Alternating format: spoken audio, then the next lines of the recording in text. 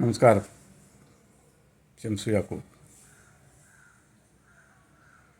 നമ്മളിൽ ആണുങ്ങൾ, പെണ്ണുങ്ങൾ, അതുപോലെ തന്നെ പക്ഷിമൃഗാദികൾ, മൃഗങ്ങൾ, എല്ലാ വിഭാഗത്തിൽപ്പെട്ടവരുണ്ട്.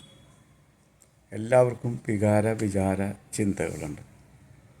അതുകൂടാതെയാണ് നമ്മൾ പിന്നെ ട്രാൻസ്ജെൻഡേഴ്സിനെ കാണുന്നത് ഒരു വിഭാഗമായിട്ട്. പിന്നെ വൈകൃതങ്ങളാണ്, മനുഷ്യ വൈകൃതങ്ങൾ. ഈ മനുഷ്യ വൈകൃതങ്ങൾ എങ്ങനെ ഉണ്ടാവും എന്നുള്ളതാണ്. ഇപ്പോൾ ചെറുപ്പത്തിലെ ആൺകുട്ടികളും പെൺകുട്ടികളും വളരെ ചെറുതിലേ തന്നെ, ഒരു വയസ്സിലേ തന്നെ അവർ തമ്മിൽ ഒരേ കളികൾ കളിക്കും. അതൊരു 3 വയസ്സ് വരെയൊക്കെ നിലനിൽക്കും. ആ ഒരു കളിയും അതുകൂടാതെ കുടുംബങ്ങളിലുള്ള നല്ല നല്ല ചിന്തകളും നല്ല വർത്തമാനങ്ങളും, ആണിന് പെൺവേഷം കെട്ടാതെയും പെണ്ണിന് ആൺവേഷം കെട്ടാതെയൊക്കെ നമ്മൾ സൂക്ഷിക്കേണ്ടതായിട്ടുണ്ട്. അത് വലിയൊരു വ്യതിചലനമുണ്ടാക്കും, ആ ഒരു രീതി. അപ്പോൾ അങ്ങനെയൊക്കെയാണ് നമ്മൾ ശ്രദ്ധിക്കേണ്ടത്. നമ്മൾ പല പരിപാടികൾ പങ്കെടുക്കുകയൊക്കെ ചെയ്യുമെങ്കിൽ പെൺകുട്ടിയുടെ വേഷം പെൺകുട്ടിയായിട്ട് ഉപയോഗിക്കുകയും ആൺകുട്ടികളുടെ വേഷം ആൺകുട്ടികളായിട്ട് ഉപയോഗിക്കുകയും ചെയ്യേണ്ടത് അനിവാര്യമാണ്. നമ്മൾ പല സിനിമകളിലും നമ്മൾ കണ്ടിട്ടുള്ളതാണ്. ഞാൻ പറഞ്ഞു വന്നു വെച്ചാൽ, പെണ്ണും ഇഷ്ടപ്പെട്ട് വിവാഹം കഴിക്കുന്നു.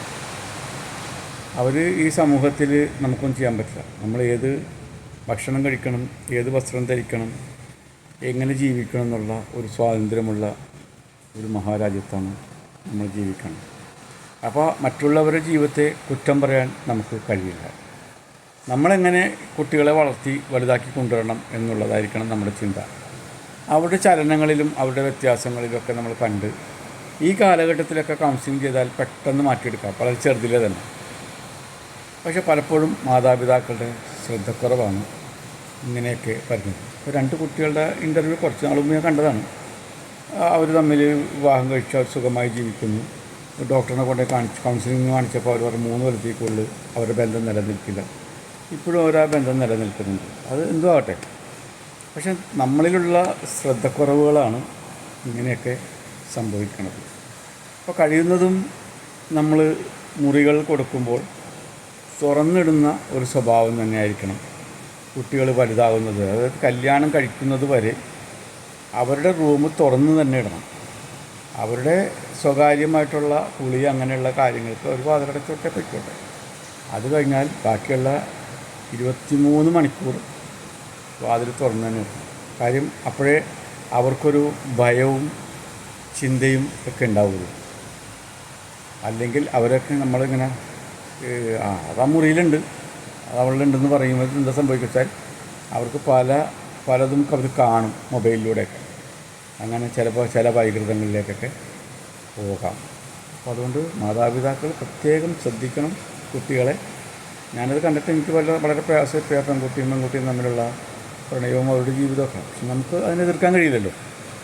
പക്ഷേ നമ്മളെപ്പോഴും ആഗ്രഹിക്കുന്നത് ഒരു കുടുംബം, ആ കുടുംബജീവിതം, അതിലൂടെ നമുക്ക് ദൈവം തന്ന ചിന്തകൾ, ജീവിത സുഖങ്ങൾ, അതിൻ്റെ കൂടെ വരുന്ന ദുഃഖങ്ങൾ, നമ്മുടെ സന്താന പരമ്പരകൾ, നമ്മുടെ തലമുറകൾ, ഇതെല്ലാം ഉണ്ടെങ്കിൽ തന്നെ ഈ ലോകം നിലനിൽക്കുള്ളൂ.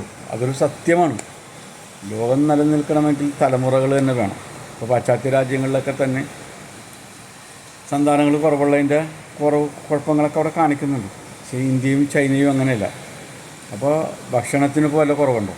അതിനൊന്നും ഒരു കുറവുണ്ടാവില്ല. അതിനനുസരിച്ച് നമ്മൾ അതിനനുസരിച്ചുള്ള ഉൽപ്പാദന രീതികളെല്ലാം കണ്ടുപിടിക്കും. അതിനനുസരിച്ച് മുന്നോട്ട് പോകും. ലോകാവസാനം വരെ ഇങ്ങനെയൊക്കെ തന്നെ പോകും. പക്ഷേ നല്ല ചിന്തകളുള്ള മക്കളെ വളർത്തണമെങ്കിൽ നമ്മളുടെ ശ്രദ്ധ വളരെ അത്യന്താപേക്ഷിതമാണ്. കുട്ടികളെ വളരെ ശ്രദ്ധിച്ച് വളർത്തുക.